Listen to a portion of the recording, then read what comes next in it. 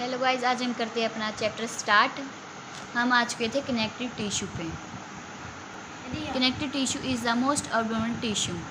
कि connective tissue ना ज़्यादा मात्रा में पाई जाती है बॉडी में। The connective tissue cell are more widely separated. जिसमें सेल प्रेजेंट होती है ना वो वाइडली सेपरेटेड होते हैं, आड़े तिरछे होते हैं for each other than epithelial tissue.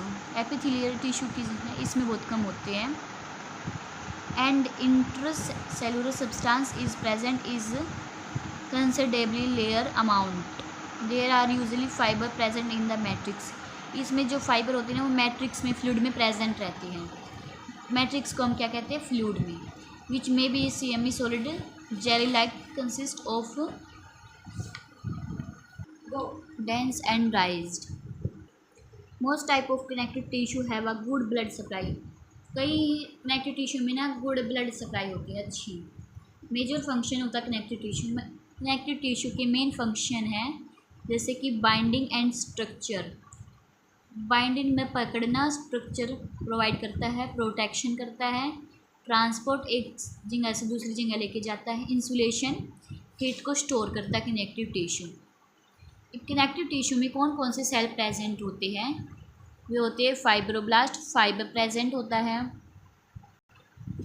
Fibroblast, fat cell, macrophages, leucocytes, mast cell.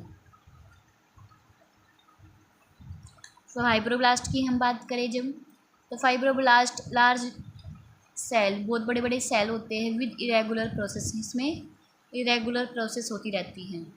जो फाइब्रोब्लास्ट जो फाइबर बनी होती है ना वो कोलेजन एंड इलास्टिक फाइबर की बनी होती है। कोलेजन फाइबर होती है जो इस साइड से खड़ी रहती है हमेशा, और इलास्टिक फाइबर ये वाले होते हैं। Fibre are found in highly active. इसमें ना फाइबर मतलब ज़्यादा हाईली एक्टिव रहता है, such as the liver at reticular tissue. ज़्यादातर कहाँ प्रेजेंट होती है fibroblast? Liver. Fat layer, fat layer को हम एक और नाम से जानते हैं एडिपोसाइट्स, ठीक है। और ये ना सिंगल में भी पाए जाते हैं एडिपोसाइट्स और ग्रुप में भी। दे वेरी इन साइज, इनका साइज है ना अलग अलग होता है और शेप भी, according to amount of fat they contain, किस तरह उसमें फैट भरा हुआ है स्थान में। They are an important part of the body defence mechanism. Fat layer है ना बहुत ज़्यादा इंपॉर्टेंट पार्ट निभाती है डिफेंस में। कोई भी बैक्टीरिया है वो पहले खुद ही निपटा लेती है फैट लेयर। और जो मैक्रोफेजिस है इसमें इरेगुलर शेप, इसकी कोई शेप ही नहीं होती मैक्रोफेजिस की। Cell with granules in the cytoplasm, जो सेल प्रेजेंट होते हैं कहाँ होते हैं? साइटोप्लाज्म में। ये भी डिफेंस मैकेनिज्म का काम करते हैं। और there are different type of macrophages, different body organs with which prevent infection, ये बचाती है इन्फेक्शन से, ठीक है। अगर हम ल्यूकोसाइट्स की बात करें तो ल्यूकोसाइट्स भी किसका पार्ट है? WBC का। वाइट ब्लड सेल्स मतलब जो बचाती, डिफेंस का काम करती। देयर आर स्मॉल सेल्स, इसमें सेल बहुत कम होते हैं। और there may be regular and irregular shape, इसकी शेप भी होती है और किसकी कोई शेप भी नहीं होती, ऐसा है। WBC are normally found in small in healthy connective tissue. WBC mainly पाया जाता है कनेक्टिव टिश्यू में। Plasma cell develop from B lymphocytes.